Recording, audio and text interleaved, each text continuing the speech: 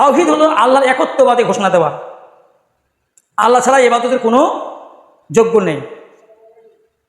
ইসলামের মূল কথাই হলো তাওহীদ। আমাদের যে কর্ম কি, সেটা হলো লা ইলাহা ইল্লাল্লাহ, আল্লাহ ছাড়া কোনো সত্য ইলাহা নেই। এই ইলাহা মানে হচ্ছে ইবাদতের যোগ্য, যারা ইবাদত করব তার নাম কি ইলাহা বা উপাস্য। যখন কোরআন মাজিদ নাজিল হলো নবীর কাছে, তার আগে আমাদের নবী মুহাম্মদ সাল্লামকে মক্কার সবাই ভালোবাসতেন, সবার কাছে প্রিয় ছিলেন, এবং তার ডাক নাম কি ছিল আলামিন, সত্যবাদী। আবু জেহেল, আবুল আহাব, উতবা, সাইবা যত ছিল তার বংশের সবাই তাকে ভালোবাসতেন। কিন্তু যখন তাওহীদের ঘোষণা দিলেন, একত্ববাদের ঘোষণা দিলেন, তখন সবাই শত্রু হয়ে গেল। কারণ আইয়ামে জাহিলিয়াতের সময়, কোরআন নাজিলের আগে, তখন মক্কায় কি ছিল, 360টা মূর্তির তারা ইবাদত করত, আল্লাহর ইবাদত করত, আর মূর্তি দেবদেবীদেরও ইবাদত করত। তার মানে তারা কি, তারা আল্লাহকে একক বলে মানত না। আল্লাহ আছে, আল্লাহকেও মানত, আবার তার সাথে সাথে মূর্তিগুলোকেও, তারা দেবদেবীগুলোকেও মানত। তো এই তাদের মধ্যে তাওহীদ ছিল না, এজন্যই তারা কি মুশরিক। তারা কি ছিল মুশরিক। যখনই তাওহীদের ঘোষণা দিল, একদিন মক্কার কুরাইশদের সবাইকে ডেকে নিল আল্লাহ নবী সাল্লাল্লাহু আলাইহি ওয়াসাল্লাম এক পাহাড়ের কাছে। ডেকে নিয়ে তিনি বলছেন যে, আচ্ছা, আমি যদি তোমাদেরকে বলি এই পাহাড়ের পিছনে একদল সৈন্য তোমাদেরকে আক্রমণ করতে আসছে, তাহলে তোমরা কি বিশ্বাস করবে আমার কথা?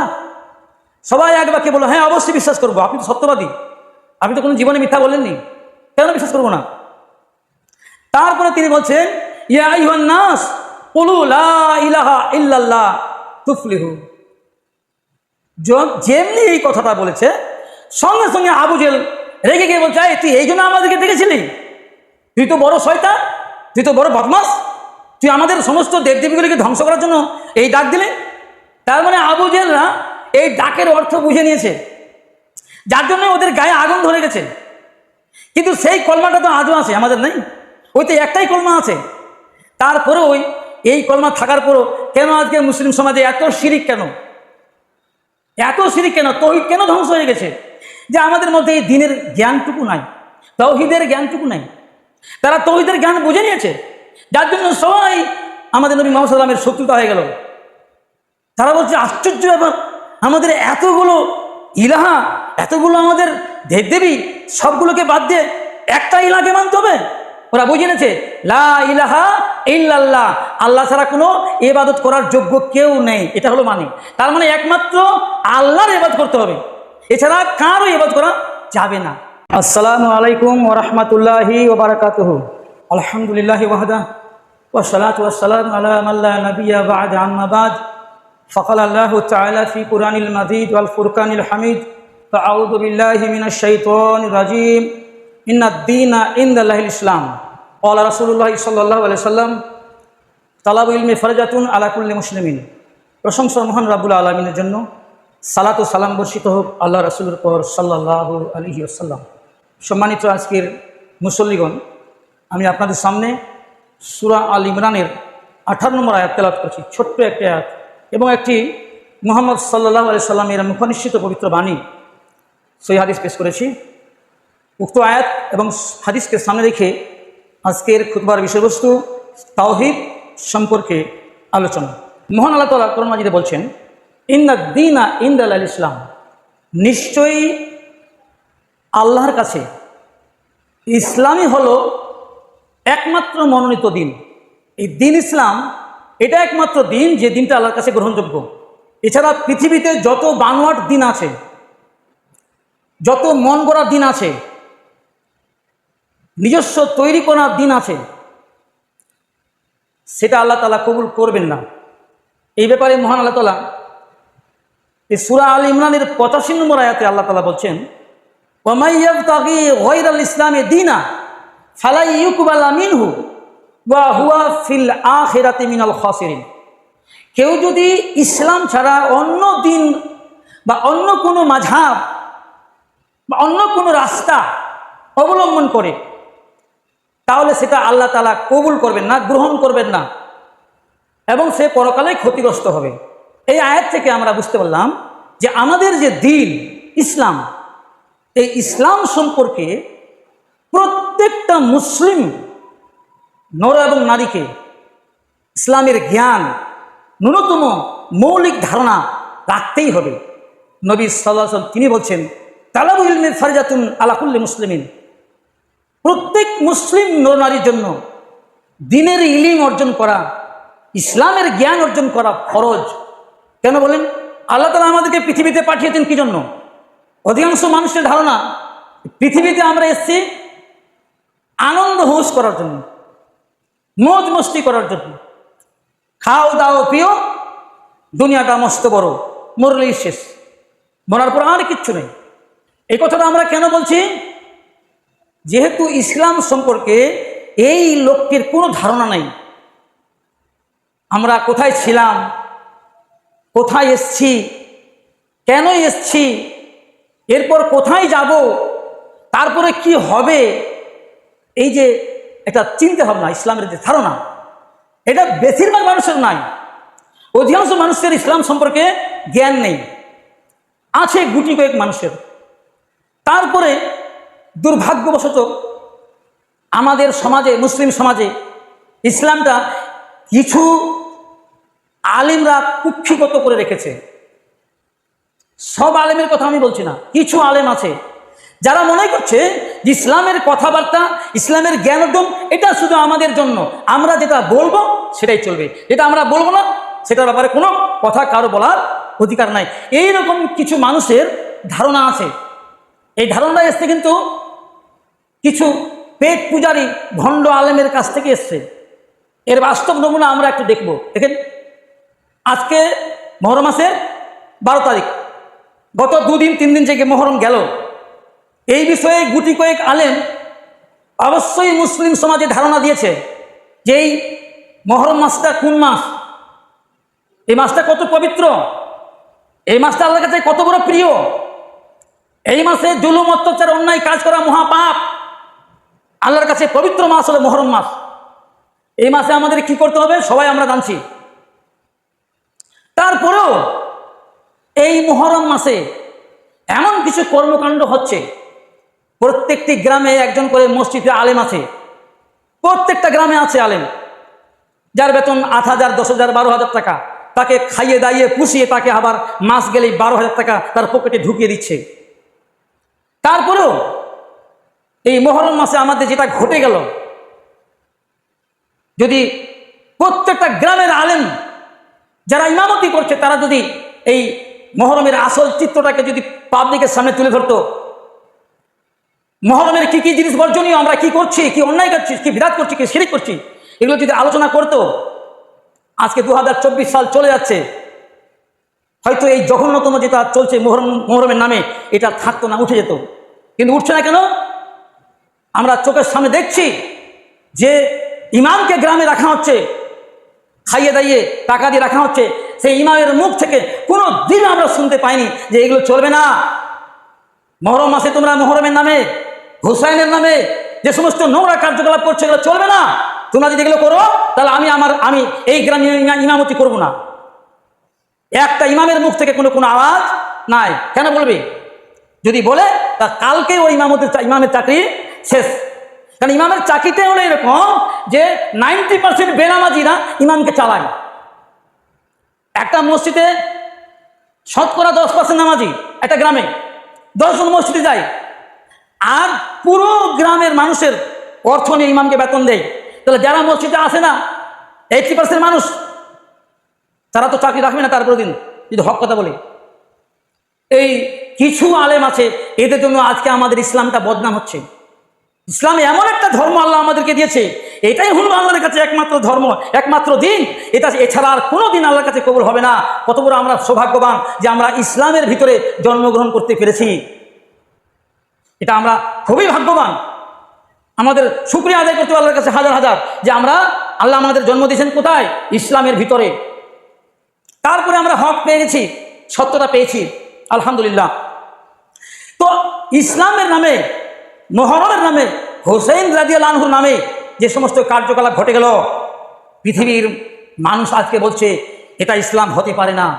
এ কেমন ধরনের ইসলাম, এ কেমন ধরনের মহরম যে আজকে মুসলমান ঘরের ছেলেরা লাঠি নিয়ে, বল্লম নিয়ে, হাসুয়া নিয়ে, বড়শি নিয়ে, লাঠি নিয়ে রাস্তায় নাচতে, উদ্যান নাচছে, উলঙ্গ নাচ নাচছে, আর ঢোল বাজনা আর ডিজে বাজিয়ে গান গেয়ে তারা মদ খেয়ে, এমনকি মদ খেয়েছে অধিকাংশ মানুষ। আমরা দেখতে পেলাম যে মদ খেয়ে হাতে তরোয়াল নিয়ে রাস্তায় রাস্তায় নেচে বেড়াচ্ছে। এটা কি ইসলাম বলেন তো? এটা ইসলামের নামে কলঙ্ক না? কিন্তু দেশের কাছে, পৃথিবীর কাছে ইসলামের বার্তাটা কি পৌঁছাচ্ছে যে এটাই মনে হয় ইসলাম। দুঃখের বিষয়, এই 10ই মহরম একটা বেদনাদায়ক ঘটনা ঘটে গেল মুর্শিদাবাদ। আপনারা সবাই সোশ্যাল মিডিয়ায় ঘটনাটা দেখেছেন। এই মহরমের নামে কিছু কুলাঙ্গার মুসলিম আছে, যারা ইসলাম সম্পর্কে কোনো জ্ঞান নাই, যাদের ইসলাম সম্পর্কে কোনো ধারণা নাই, তারা এই তরোয়াল নিয়ে রাস্তায় মহড়া দিচ্ছে। আর হঠাৎ করে তরোয়াল নিয়ে মহড়া দিচ্ছে, আর গ্রামের যারা ছোট ছোট বাচ্চা ছেলে মেয়ে তারা দেখতে গেছিল। এই তরোয়াল যখন নিয়ে তারা নাচানাচি করছে, হঠাৎ করে ওই তরোয়ালটা হাত থেকে খুলে যায়, খুলে গিয়ে একটা বাচ্চার বুকের মধ্যে লেগে গেছে। বাচ্চাটার বয়স 13 বছর, খুব কচি বাচ্চা। বাচ্চারা সঙ্গে সঙ্গে মারা গেছে। বাচ্চার মুখটা দেখলে আপনার অন্তরটা কেঁপে যাবে। তরোয়ালের আঘাত খেয়ে, যে তরোয়াল আজকে মুসলমানরা এই মহরমের নামে, ইসলামের নামে তারা রাস্তায় নাচানাচি করছে তরোয়াল নিয়ে। মুর্শিদাবাদের ঘটনা, শামশেরগঞ্জ থানা সম্ভবত, আপনারা ভালো করে খোঁজটা নেবেন। 13 বছরের বাচ্চা তরোয়ালের আঘাত খেয়ে মারা গেছে, তরোয়াল নিয়ে নাচানাচি করছে। এই 10ই মহরম ঘটে গেল ঘটনা, বাচ্চারা মারা গেছে। তাহলে এই যে ঘটনা ঘটে গেল, যে দৃশ্য আমরা দেখলাম মহরমে, কি দেখলাম? এটা ইসলাম হতে পারে? এটা মহরম হতে পারে? কিন্তু হচ্ছে কেন? ইসলাম সম্পর্কে আমাদের ধারণা নাই। ইসলামটাকে আমরা ওই একজন আলেমের মধ্যে সীমাবদ্ধ করেছি। আর একজন আলেমকে আমরা মসজিদে রেখেছি, ইমামকে, ওই মসজিদ 5 ওয়াক্ত নামাজ পড়ায়, 5 বার আজান দেয়, বাস এইটুকু ইসলাম। কিন্তু এর বাইরে যে ইসলাম, যে বিশাল ইসলাম, যে জীবন ব্যবস্থা, একজন মানুষের জন্ম থেকে মৃত্যু পর্যন্ত কি কি করতে হবে, কিভাবে চলতে হবে, কিভাবে ব্যবসা বাণিজ্য, উঠা বসা, লেনদেন, সামাজিক, রাষ্ট্রীয় সমস্ত কিছু কোরআনে আল্লাহ তাআলা বলে দিয়েছেন। আল্লাহ নবী সাল্লাল্লাহু আলাইহি ওয়াসাল্লাম তার হাদিসে আমাদেরকে নির্দেশনা দিয়েছেন। পুরো ইসলামটাই আমাদের জীবন ব্যবস্থা। তাহলে আমাদের কি করতে হবে? ইসলাম জানতে হবে। আমাদের আল্লাহ তাআলা কেন পাঠিয়েছেন পৃথিবীতে? আমি কি বলেছিলাম? আল্লাহ তাআলা বলছেন, ওয়ামা খালাকুল জিন্না ওয়াল ইনসা ইল্লা লিয়াবুদুন। সূরা জারিয়াতের 56 নম্বর আয়াত। আল্লাহ তাআলা বলছেন যে আমি জিন এবং মানুষকে কেবলমাত্র আমার ইবাদত করার জন্য সৃষ্টি করেছি। অর্থাৎ তারা শুধুমাত্র আল্লাহর ইবাদত করবে। মানুষ এবং জিন জাতিকে অকারণে সৃষ্টি করা হয়নি। তারাকে শুধু খাওয়া দাওয়া, মানুষকে শুধু খাওয়া দাওয়া, পান করা, ঘর বাড়ি তৈরি করা, বিভিন্ন পোশাক তৈরি করা, বিভিন্ন উদ্যান তৈরি করা, শুধু পৃথিবীর কাজকর্ম করা, এই জন্য তৈরি করেননি। সৃষ্টি করার একমাত্র উদ্দেশ্য হলো আল্লাহর উপাসনা করা বা আল্লাহর ইবাদত করা। এখন এই ইবাদত করার জন্য আমাদের কি প্রয়োজন? ইবাদত করতে গেলে আমাদের কি প্রয়োজন? প্রথম, ইসলাম সম্পর্কে জ্ঞান অর্জন করতে হবে। ইসলামের ধারণা আমাদেরকে নিতে হবে। ইসলামটা কি? ইসলাম খুবই সহজ। ইসলামটা কি? খুবই সহজ। আল্লাহ নবী সাল্লাল্লাহু আলাইহি ওয়াসাল্লাম তিনি বলছেন, ইন্না দিনা ইসরুন, নিশ্চয়ই দিন হলো কি? সহজ, খুবই সহজ। কিন্তু জানতে হবে, হয় পড়তে হবে আপনাকে, না হলে শুনতে হবে, কারো কাছে জেনে নিতে হবে। তো ইবাদত যে আমরা করব, এই ইবাদত করলে আমরা জান্নাত পাবো। ইবাদতের কয়েকটি শর্ত আছে। কি শর্ত? যেগুলো জানা খুবই প্রয়োজন। প্রথম কথা হলো যে ইবাদত করতে গেলে আপনাকে তাওহীদ সম্পর্কে জ্ঞান রাখতে হবে। এই তাওহীদ সম্পর্কে যদি কারো জ্ঞান না থাকে, তাহলে সে যত বড়ই ইবাদত করুক, তার ইবাদত কোনো কাজে আসবে না। তাওহীদ তাহলে কি জিনিস? তাওহীদ হলো আল্লাহর একত্ববাদ। অর্থাৎ আল্লাহকে রব মেনে, আল্লাহকে সৃষ্টিকর্তা মেনে, আল্লাহকে রিজিকদাতা মেনে, আল্লাহকে হায়াত মৌতের মালিক মেনে, অর্থাৎ সমস্ত পৃথিবী পরিচালনার মূল একমাত্র আল্লাহ তাআলা, এটা মেনে আল্লাহর ইবাদত করতে হবে। অর্থাৎ আল্লাহর ইবাদতে কাউকে শিরিক করা যাবে না। এটা হলো তাওহীদ। যেমন আল্লাহ ছাড়া কারো ইবাদত করা যাবে না। যদি আল্লাহ ছাড়া অন্য কারো ইবাদত হয়ে যায় তাহলে তার তৌহিদ নষ্ট হয়ে যাবে। এ ব্যাপারে আল্লাহ তাআলা বলছেন সূরা আল ইসরার 23 নম্বর আয়াতে, ওয়াকাদা রব্বুকা আল্লাহ তা'বুদু ইল্লা ইয়াহু, আর তোমার রব আদেশ দিয়েছেন যে তোমরা আল্লাহকে ছাড়া কারো ইবাদত করো না। আল্লাহ ছাড়া কারো ইবাদত করা যাবে না। তারপরে আমরা সূরা ফাতিহার মধ্যে আমরা প্রায় বলি, সবাই বলি, ইয়াকা না'বুদু ওয়া ইয়াকা নাস্তাঈন। আমরা প্রত্যেক দিন 5 ওয়াক্ত সালাতে আমরা সাক্ষ্য দিই আমরা শুধুমাত্র তোমারই ইবাদত করি এবং তোমারই নিকট সাহায্য চাই।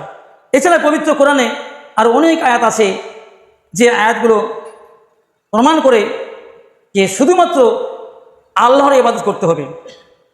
যদি আল্লাহর ইবাদত ছাড়া আমরা অন্য কারো ইবাদত করি তাহলে তৌহিদ নষ্ট হয়ে যাবে। এই তৌহিদের বিপরীত হলো শিরক। যদি তৌহিদ কেটে যায় তাহলে সে শিরকে নিমজ্জিত হবে। সুতরাং তৌহিদকে ঠিক রাখতে হবে। তাহলে তৌহিদ সম্পর্কে আমাদের একটা ধারণা থাকা দরকার, নাহলে আমরা আমাদের অজান্তে হয়তো শিরকে নিমজ্জিত হয়ে যাব। তাওহীদ কি জিনিস সংক্ষেপে আলোচনা করব। তাওহীদ শব্দের অর্থ হচ্ছে আল্লাহ তাআলাকে এক মানা এবং বিশ্বাস করা। আল্লাহ তার রুবুবিয়তে, আসমা ও সিফাতে এবং উলুহিয়াতে আর ইবাদতে একক, যার কোনো অংশীদার নেই। মানব সম্প্রদায় তা মান্যতা না দিলেও তিনি এক এবং একক। শুধুমাত্র এক আল্লাহর ইবাদতের নাম এই জন্যই তাওহীদ রাখা হয়েছে যে বান্দা তার নিজের রবকে এক মনে করে। আর এই আকীদা এই কারণেই সে মহান আল্লাহ তাআলা ইখলাসের সাথে আমাদেরকে জুড়ে দিয়েছেন। তাহলে বোঝা গেল যে তাওহীদ হলো আল্লাহর একত্ববাদে ঘোষণা দেওয়া। আল্লাহ ছাড়া ইবাদতের কোনো যোগ্য নেই। ইসলামের মূল কথাই হলো তাওহীদ। আমাদের যে কলমা কি সেটা হলো লা ইলাহা ইল্লাল্লাহ। আল্লাহ ছাড়া কোনো সত্য ইলাহা নেই। এই ইলাহা মানে হচ্ছে ইবাদতের যোগ্য, যারা ইবাদত করব তার নাম কি ইলাহা বা উপাস্য। যখন কোরআন মাজিদ নাজিল হলো নবীর কাছে, কারণ আগে আমাদের নবী মুহাম্মদ সাল্লাল্লাহু আলাইহি ওয়াসাল্লামকে মক্কার সবাই ভালোবাসতেন, সবার কাছে প্রিয় ছিলেন এবং তার ডাক নাম কি ছিল আলামিন, সত্যবাদী। আবু জেহেল, আবুল আহাব, উতবা, সাইবা যত ছিল তার বংশের সবাই তাকে ভালোবাসতেন। কিন্তু যখন তাওহীদের ঘোষণা দিলেন, একত্ববাদের ঘোষণা দিলেন, তখন সবাই শত্রু হয়ে গেল। কারণ আইয়ামে জাহিলিয়াতের সময় কোরআন নাজিলের আগে তখন মক্কায় কি ছিল 360টা মূর্তির তারা ইবাদত করত। আল্লাহর ইবাদত করত আর মূর্তির দেবদেবীদেরও ইবাদত করত। তার মানে তারা কি, তারা আল্লাহকে একক বলে মানত না। আল্লাহ আছে, আল্লাহকেও মানত, আবার তার সাথে সাথে মূর্তিগুলোকেও তারা, দেবদেবীগুলোকেও মানত। তো এই তাদের মধ্যে তাওহীদ ছিল না। এজন্যই তারা কি মুশরিক। তারা কি ছিল মুশরিক। যখনই তাওহীদের ঘোষণা দিল, একদিন মক্কার কুরাইশদের সবাইকে ডেকে নিল আল্লাহ নবী সাল্লাল্লাহু আলাইহি ওয়াসাল্লাম এক পাহাড়ের কাছে। ডেকে নিয়ে তিনি বলছেন যে আচ্ছা, আমি যদি তোমাদেরকে বলি এই পাহাড়ের পিছনে একদল সৈন্য তোমাদেরকে আক্রমণ করতে আসছে, তাহলে তোমরা কি বিশ্বাস করবে আমার কথা? সবাই এক বাক্যে বলো, হ্যাঁ অবশ্যই বিশ্বাস করবো, আপনি তো সত্যবাদী, আপনি তো কোনো জীবনে মিথ্যা বলেননি, কেন বিশ্বাস করবো না? তারপরে তিনি বলছেন ইয়া আইয়ুহান নাস কুলু লা ইলাহা ইল্লাল্লাহ তুফলিহু। যেমনি এই কথাটা বলেছে সঙ্গে সঙ্গে আবু জেহেল রেগে গিয়ে বলছে, তুই এই জন্য আমাদেরকে ডেকেছিলি? তুই তো বড় শয়তান, তুই তো বড় বদমাস, তুই আমাদের সমস্ত দেবদেবীগুলিকে ধ্বংস করার জন্য এই ডাক দিলে। তার মানে আবু জেহেলরা এই ডাকের অর্থ বুঝে নিয়েছে, যার জন্য ওদের গায়ে আগুন ধরে গেছে। কিন্তু সেই কলমাটা তো আজও আছে, আমাদের নেই। ওই তো একটাই কলমা আছে। তারপরে ওই এই কলমা থাকার পরও কেন আজকে মুসলিম সমাজে এত শিরিক, কেন এত শিরিক, কেন তাওহীদ কেন ধ্বংস হয়ে গেছে? যে আমাদের মধ্যে এই দ্বীনের জ্ঞানটুকু নাই, তাওহীদের জ্ঞানটুকু নাই। তারা তাওহীদের জ্ঞান বুঝে নিয়েছে, যার জন্য সবাই আমাদের নবী মুহাম্মদ সাল্লাল্লাহু আলাইহি ওয়াসাল্লামের শত্রুতা হয়ে গেল। তারা বলছে আশ্চর্য ব্যাপার, আমাদের এতগুলো ইলাহা, এতগুলো আমাদের দেবদেবী, সবগুলোকে বাদ দিয়ে একটা ইলাকে মানতে হবে। ওরা বুঝে নিয়েছে লা ইলাহা ইল্লাল্লাহ, আল্লাহ ছাড়া কোনো ইবাদত করার যোগ্য কেউ নেই, এটা হলো মানে। তার মানে একমাত্র আল্লাহর ইবাদত করতে হবে, এছাড়া কারও ইবাদত করা যাবে না। তারা বুঝে নিয়েছে লা ইলাহা ইল্লাল্লাহ মানে কি। কিন্তু আমাদের মুসলিম সমাজের এই লা ইলাহা ইল্লাল্লাহর অর্থ অধিকাংশ মানুষ এর জ্ঞানটুকু নেই। প্রমাণ কি? আল্লাহ তাআলা নিজেই বলছেন সূরা ইউসুফের 106 নম্বর আয়াত, আল্লাহ তাআলা বলছেন ওয়ামা ইউমিনু আকসারুহুম বিল্লাহ ইল্লা ওয়া হুম মুশরিকুন। আল্লাহ তাআলা বলছেন অধিকাংশ মানুষ ইমানদার হওয়ার পরেও মুশরিক হয়ে যাবে। কে বলছেন? আল্লাহ বলছেন অধিকাংশ মানুষ ইমানদার, তারপরে কি হবে? মুশরিক হয়ে যাবে। আর এই শিরিকের জন্য অধিকাংশ মানুষ জাহান্নামে যাবে। যদি তাওহীদ না থাকে, শিরিক করে, তাহলে অধিকাংশ মানুষ জাহান্নামে যাবে। আর জাহান্নামের সংখ্যা সবচেয়ে বেশি। একটা হাদিসে আছে আদম আলাইহিস সালাম থেকে শুরু করে শেষ ব্যক্তিটা, শেষ নবীর উম্মতের যে শেষ ব্যক্তি আসবে সেই পর্যন্ত 1000-এর মধ্যে একজন হবে জান্নাতি, 1000-এ একজন জান্নাতি, আর 999 জন জাহান্নামী। কি কারণে? এই কারণে শিরিক করার কারণে, তৌহিদ না থাকার কারণে, তৌহিদের জ্ঞান না থাকার কারণে। কারণ যার তৌহিদের জ্ঞান নাই, ও যে কোনো ইবাদত করুক, মানে যে কোনো আমল করুক, ও যদি কবরকে সেজদা করে মনে হবে যে আমি এটা ইবাদতই করছি, ও যদি কোনো মানুষকে সেজদা করে মনে হবে এটা ইবাদতই করছি। দেখলেন না মুহররমের দিন কি হলো, যে একটা নির্দিষ্ট জায়গায় কারবালা করেছে, ওখানে তারপর দারগা উঠিয়েছে, সেখানে চাদর চড়িয়েছে, সেখানে আবার মানত দিচ্ছে। হ্যাঁ, কেউ নিশানা মানত করছে, কেউ খাসি মুরগা মানত করছে। আমার নিজের একটা আত্মীয় লোক, সেও দুটা খাসি মুরগা, কি বলে খাসিয়া মুরগা, আমাকে আজকে বলছে যে দুটা খাসিয়া মুরগা মানুষ করেছিলাম, দিয়ে এসছে কবইয়া না কি বলছে, ওখানে দিয়ে এসছে। তাহলে কি বোঝা গেল? ওর তাওহীদের কোনো জ্ঞান নেই। কেন? মানত যে একমাত্র আল্লাহর জন্য করতে হবে, মানত তো এমনি কোনো কাজে আসবে না। এর আগে আমরা হাদিস জেনেছি, আল্লাহ নবী বলেছেন যে মানত মানুষের তকদির পাল্টাতে পারবে না। অনেকে মানত করে না যে আল্লাহ আমার এটা হয়ে গেলে এই দেবো, আমার চাকরি হয়ে গেলে উট কুরবানি দেবো, উট মান্তকি দেবো। এরকম 1000টা যদি উট মান্তকি দেন, আপনার তকদিরে যা লেখা আছে ওটাই হবে, কোনো পরিবর্তন হবে না। তাহলে লাভ কি হবে? নবীজি বলছেন লাভ হলো এই যে, যে ব্যক্তি মানত করে ও বেশিরভাগ কৃপণ হয়, ওই কৃপণের মাল একটু বের হয়ে গেল, কৃপণের মালটা বেরিয়ে গেল, এটাই লাভ। ওর কোনো লাভ হবে না, ফায়দা হবে না, মানতের কোনো ভ্যালু নাই।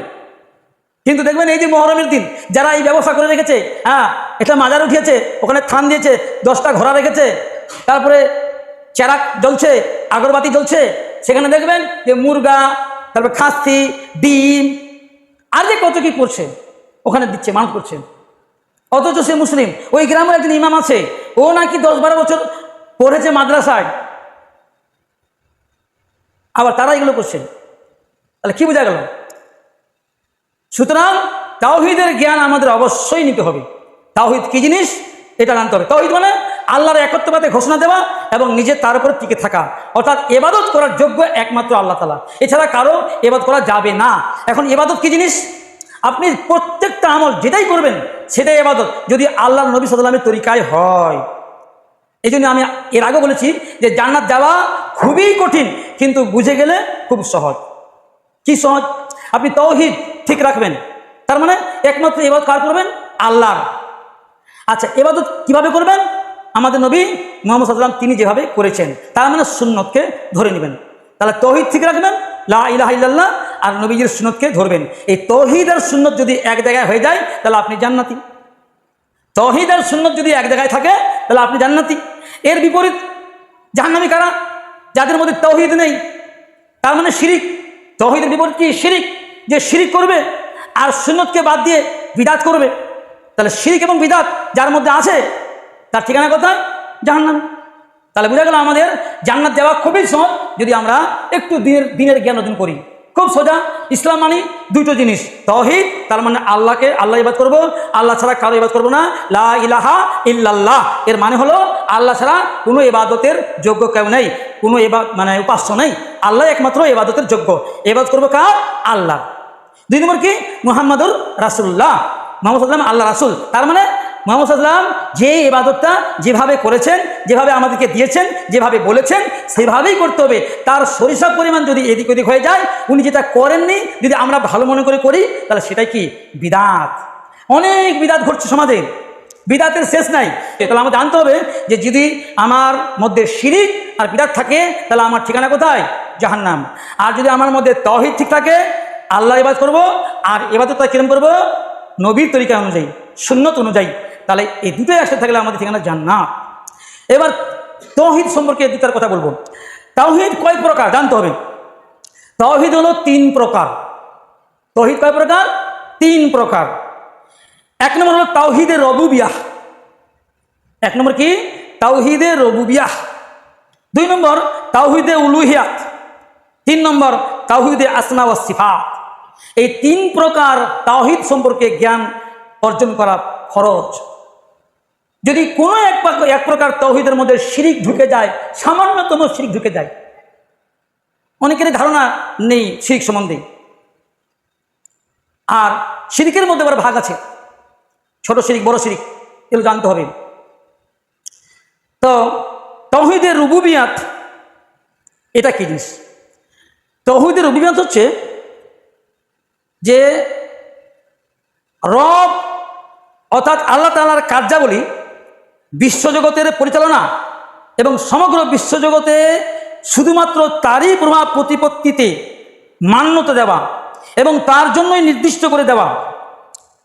তাওহীদ রুবুবিয়াহ এই জন্যই নামকরণ হয়েছে যে বান্দা অঙ্গীকার করে যে আল্লাহ হচ্ছে সৃষ্টিকর্তা, আল্লাহ হচ্ছে রিজিক দাতা, সমস্ত বিষয়াবলীর তাদবীর ও পরিচালনাকারী একমাত্র আল্লাহ।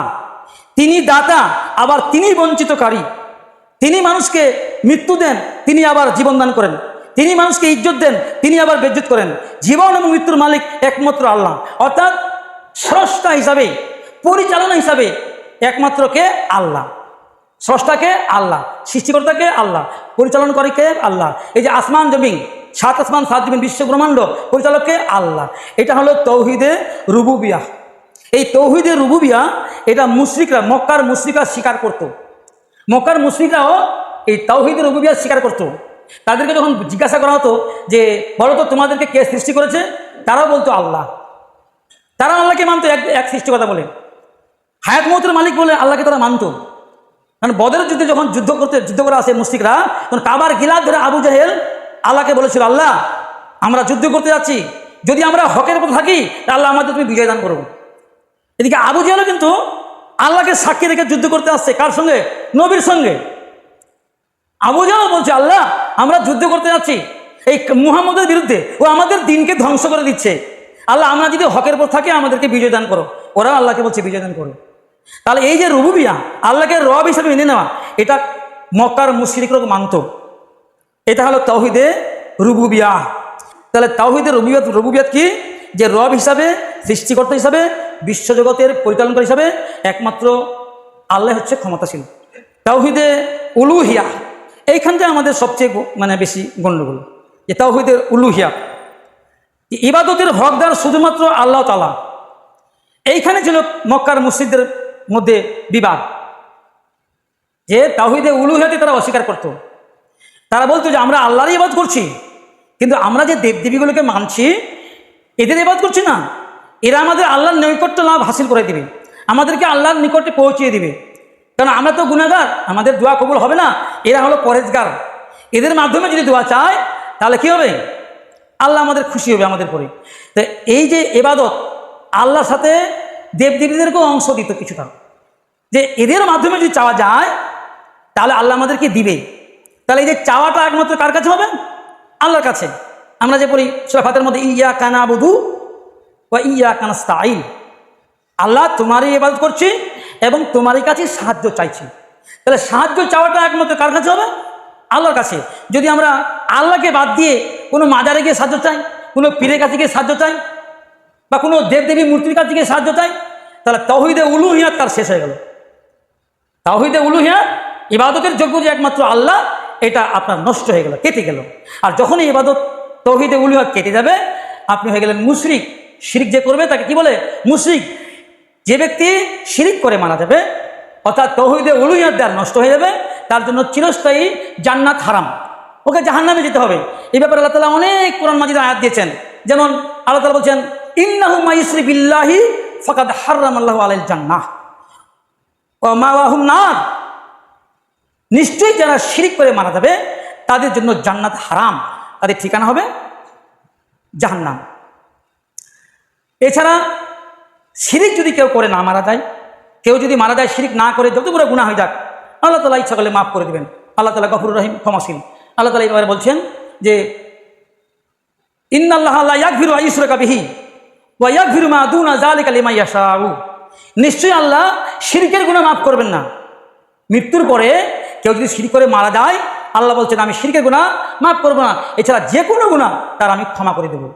আর যদি জীবিত অবস্থায় তোবা করে যারা শিরিক করছেন, যারা মাজারে সিজদা করছে, মাজারে মানত করছে, বা আরও অনেক রকম শিরিক আছে, হ্যাঁ, সবচেয়ে বড় শিরিক কি অনেকে জানে না। শিরিক কি বলে? অনেকে বলে যে আমরা তো মাজারে সিজদা করি না, আর কোনো কবরও আমরা চাই না, তো কাউকে আমরা মানত করি না, কত শিরিক করি না, তো আমরা তো শিরিক করি না, তো আমরা কিন্তু ভাবে জান্নাত যাবো না। দেখেন, সবচেয়ে প্রথম শিরিক হলো যে আল্লাহকে বাদ দিয়ে প্রবৃত্তির অনুসরণ করবে, প্রবৃত্তির অনুসরণ করবে। তো যারা 5 ওয়াক্ত সালাত আদায় করে না, এরা হলো সবচেয়ে বড় মুশরিক। আপনাদের সামনে যে হাদিসগুলো আমরা পেশ করেছি এর আগে, যে ইবনে মাজার হাদিস, আল্লাহ সাল্লাল্লাহু তিনি বলছেন যে বাইনা রাজুলি ও বাইনা সিরকি ওয়াল কুফরি তারকু সালাত। একজন আল্লাহর বান্দা এবং কাফের আর মুশরিকের মধ্যে পার্থক্য হলো সালাত ছেড়ে দেওয়া। যে ব্যক্তি সালাত আদায় করবে না সে হলো মুশরিক, আর যে সালাত আদায় করবে সে হলো মুসলিম। কেন মুশরিক? এটা বলতে পারি কেন মুশরিক? এই আয়াতগুলো শেষ করবো। এই জন্যই মুশরিক যে সূরা ফুরকানের 43 নম্বর আয়াতে আল্লাহ তাআলা বলছেন, আর আইতা মানিত্তা খাজা ইলাহাহু হাওয়াহু। আল্লাহ তাআলা নবীকে বলছেন, হে নবী, তুমি কি তাকে দেখোনি যে তার প্রবৃত্তিকে ইলাহা বানিয়ে নিয়েছে? আমাকে বাদ দিয়ে তার মনের ইচ্ছাটাকে ইলাহা বানিয়ে নিয়েছে। আজকে যে ব্যক্তি নামাজে আসেনি, কেন আসেনি? তার মনের ইচ্ছা, সে আল্লাহর ইচ্ছা আসেনি, আল্লাহকে ইলাহা বলে মানলো না, সে প্রবৃত্তির অনুসরণ করলো। ওর মন বলছে আমি যাবো না নামাজ পড়তে, ওর মন বলছে যে সপ্তাহে 1 দিন আসবো আর 6 দিন যাবো না, ওর মন বলছে যে বছরে 1 দিন আসবো আর যাবো না। কার কথা চলছে? ও প্রবৃত্তির কথায়। আর আল্লাহ তাআলা বলছে যে তুমি কি দেখোনি যারা প্রবৃত্তিকে কি বানিয়েছে? ইলাহা বানিয়েছে। তাহলে ইলাহাকে একমাত্র আল্লাহ, আর এ কাকে ইলাহা বানিয়েছে? প্রবৃত্তিকে। এই জন্যই যারা 5 ওয়াক্ত নামাজ পড়ে না, যারা বেনামাজি, তারা নিঃসন্দেহে মুশরিক।